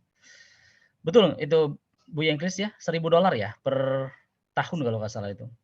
Itu bisa kolaborasi beberapa Iya, orang gitu ya mungkin. Bang Tapi ya? kan bisa Iya, sharing ya. kolaborasi. Bisa sharing juga bisa. Atau bisa misalnya dengan asistensi juga bisa lebih murah gitu kan. Karena Nanti asistensi sama Pak Gozali. enggak lah, kan ada di Profesor ID kan ada yang bisa ngebantuin juga ada itu. Jadi bisa, enggak jadi masalah. Daripada kita berlangganan, kalau untuk sekali pakai Pak $15.000 itu 11 juta buat apa gitu kan. Tapi kalau kita mau penelitian dengan banyak mahasiswa nggak jadi masalah. Ya kita Profesor ID aja mungkin akan mencoba untuk membeli yang premium seperti Killbot, Turnitin sudah premium semua ya. Sama nanti mungkin juga NVivo kalau banyak yang mau di asistensi bisa kita kita beli juga secara premium. Tergantung dari banyak yang mau di asistensi kan. Kalau misalnya 1-2 orang tidak nggak kebalik modalnya kita gitu kan. Nanti kita buat kelas itu aja nanti kelas khusus yang misalnya penelitiannya pengen menggunakan NVivo atau SSM. Seperti itu. Bapak Ibu dan Ibu-ibu mungkin ada yang mau share di sini nggak apa-apa. Ini masih ada 63 orang lagi yang masih online.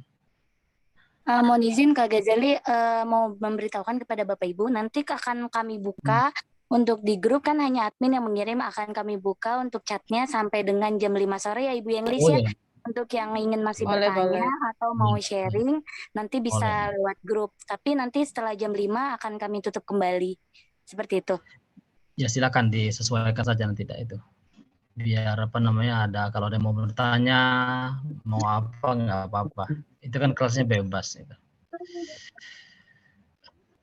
Pak Hendra dari Poltek mana Pak?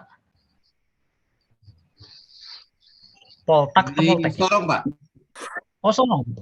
Iya, Pak. Jauh kali di Ya, tapi Papua ya? sejak ada Zoom ini kan nggak ada yang jauh, Pak.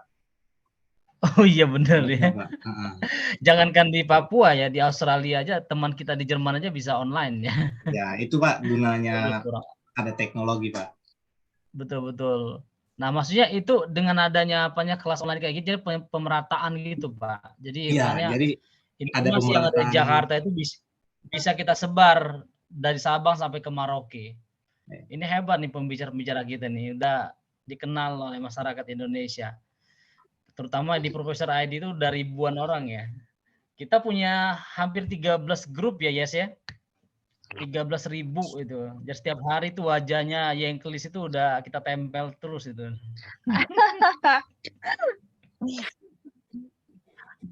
Di antara 10.000 itu, aduh, dalam setahun ini mungkin bisa ada yang kena hanya satu ya. Waduh. Mudah-mudahan ya. Promosi nih. Amin. Ibu Yengklis ini masih single ini Bapak. Kalau ada putranya yang masih single juga boleh, nggak apa-apa, dia mau buka dulu. Ya boleh. Yang penting sama-sama single. Boleh. Nah itu, sama-sama single katanya. Jangan yang double, nggak mau deh yang double. Nggak mau. Mungkin Bapak Darmaji ada putranya yang masih single, bisa Pak? Untuk diperkenalkan dulu. Ponakan? Nah, boleh Pak. Bisa bergabung di grup apa namanya SSM dan Invivo juga nggak apa-apa nanti. Ormawa. Organisasi mahasiswa. Ini nganu tentang ini apa? Pak Darmaji. Ya.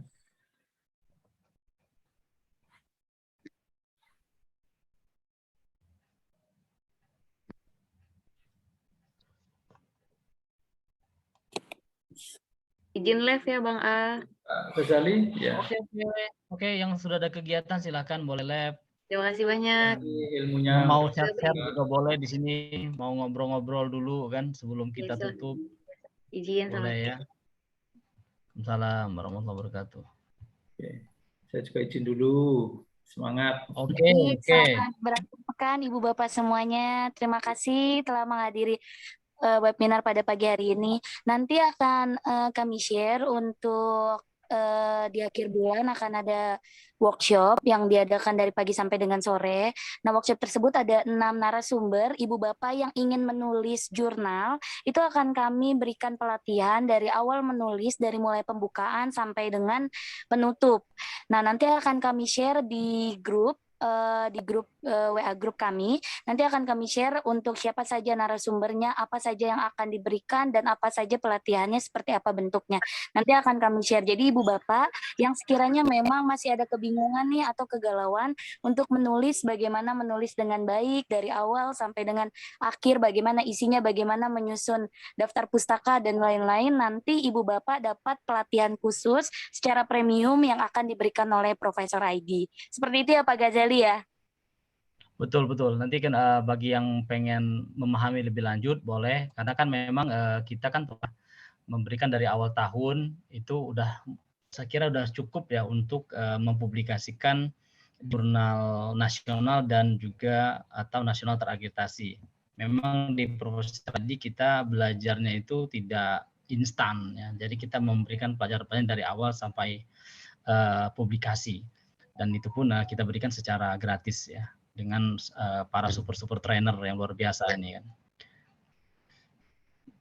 Info mungkin hari Senin aja deh diimpor infokan aja kepada grup-grup yang ada, karena kita fiksasi waktu dulu ya, fiksasinya apakah itu.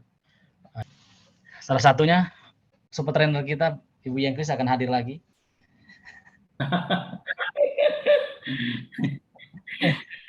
Siap. Iwan, saya pengennya tetap Pak hadir. ada nggak yang sini yang bisa menjadi trainer Bapak Ibu?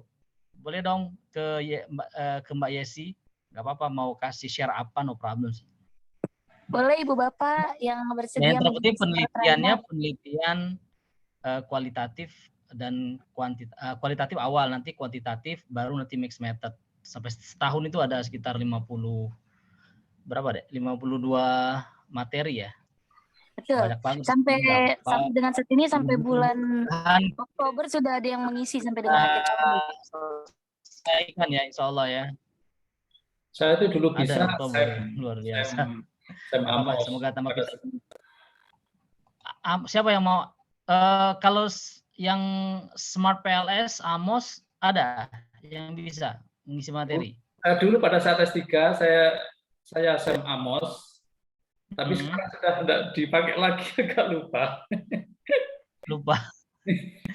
Nanti Bapak bulan Maret minggu kedua itu ada Smart PLS Amos juga ada. Nanti kita juga bisa share, mungkin nanti Bapak bisa gabung, mungkin setelah ingat lagi nanti Bapak bisa memberikan share materi juga ke kita. Oke, siap. Itu sekarang lagi booming juga Pak, Smart PLS itu Pak. Ya, kalau untuk kuantitatif, sengaja kita pertama ini karena kita nih orangnya kualitatif ya. Jadi kualitatif dulu materinya, baru nanti setelah kuantitatif baru di mix method itu. Oke. Ini fokus kita itu sebenarnya lebih titik beratkan ke jurnal dulu ya. Nah, baru nanti ke penelitian tesis, dissertation atau proposal juga nanti akan kita kembangkan. Makanya mohon dukungannya kepada Bapak Ibu ini semuanya nih. Terutama para trainer-trainer. Karena trainer ini minimal kita harus cantik, Pak, dan ganteng. Biar belajar juga semangat. Semuanya anak milenial gitu kan gitu. Iya. Kayak jadul-jadul nggak berlaku ya. Enggak, maksudnya untuk biar lo itu menjadi profesornya, Pak, untuk menjadi penasehat itu kan. Oke. Makasih, mudah-mudahan semua yang direncanakan dimudahkan Allah. Mohon izin. Amin. Amin, terima kasih Pak Darmaji. Terima kasih Ibu Bapak semuanya. Ibu Bapak sering ada yang japri ke saya untuk menanyakan tentang jurnal atau mau publikasi jurnal. Nanti boleh chat saya, nanti akan saya berikan kontak dokter jurnal. Jadi Ibu Bapak bisa langsung konsultasi dengan dokter jurnal. Jadi ingat jurnal, ingat dokter jurnal. Jadi bisa langsung konsultasikan bagaimana nanti Ibu Bapak mau promosikan jurnalnya, nanti Ibu Bapak bagaimana cara submitnya, nanti bisa dibantu semua oleh dokter jurnal ya Ibu Bapak ya. Baik, Pak Ghazali, sepertinya waktu sudah menunjukkan pukul 11. Ibu Bapak mungkin dicukupkan untuk hari ini, untuk Zoom-nya hari ini. Izin saya mohon maaf, perwakilan dari Profesor ID, saya mohon maaf bila ada kesalahan dan kekurangan.